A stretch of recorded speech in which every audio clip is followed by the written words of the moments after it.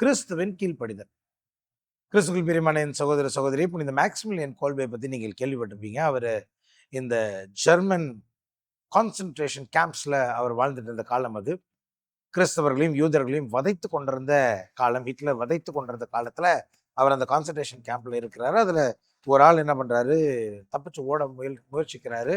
தப்பிச்சு ஓடினவனை பிடிச்சதுக்கு அப்புறமேலு அதுக்கு பனிஷ்மெண்டா ஒரு 10 பேர் பட்டினி கடந்து சாகணும் அப்படின்னு சொல்லி தீர்மானிக்கிறாங்க.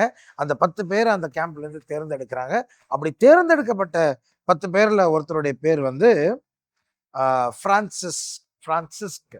அந்த பிரான்சிஸ்க் வந்து அழுகுறார். ஐயோ, எனக்கு குழந்தை இருக்கு, பொண்டாட்டி இருக்கு, எப்படியாவது இந்த இடத்த விட்டு தப்பிச்சிடணும்னு நினைச்சேனே, இப்படி எனக்கு பட்டினிக்கு போட்டு சாவடிக்க போறீங்களே, நான் என்ன பண்ணுவேன்னு அழுவும் பொழுது மேக்சிமிலியன் கோல்பே ஒரு குருவானவர், அதுவும் இந்தியாவுக்கு அவருக்கு நிறைய சம்பந்தம் இருக்கு. அவர் இங்க கேரளாவில் இருந்திருக்கிறாரு, இங்க சபைகளை நிறுவி இருக்கிறாரு, அவருடைய கான்வென்ட்ஸை நிறுவி மொனஸ்ட்ரீஸை நிறுவி இருக்கிறார். அந்த மேக்சிமிலியன் கோல்பே என்ன சொல்றாரு, அவரை கூப்பிட்டு பார்த்தீங்க, நான் அவருக்கு பதில போறேன், உங்களுக்கு என்ன 10 பேர் கணக்கு தானே, நான் ஒருத்தன் வரேன் அப்படின்னு சொல்லிட்டு போறாங்க.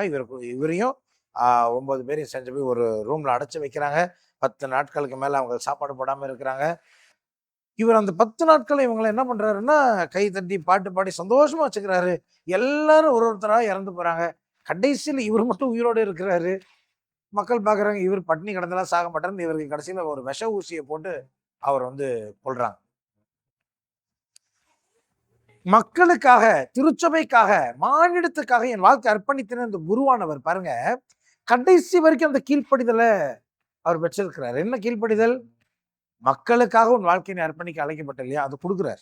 எனக்கு பிரியமான சகோதர சகோதரிகளே, பைபிள்ல போட்டிருக்கு, குறிப்பா எபிரேயருக்கு எழுதப்பட்ட திருமுகத்தில் 5வது அதிகாரம் 8வது வசனத்துல பார்க்கிறோம், இயேசு கிறிஸ்து என்னதான் கடவுளாக இருந்தாலும் அவர் துன்பங்களின் வழியே தான் கீழ்ப்படிதலை கற்றுக்கொண்டார்.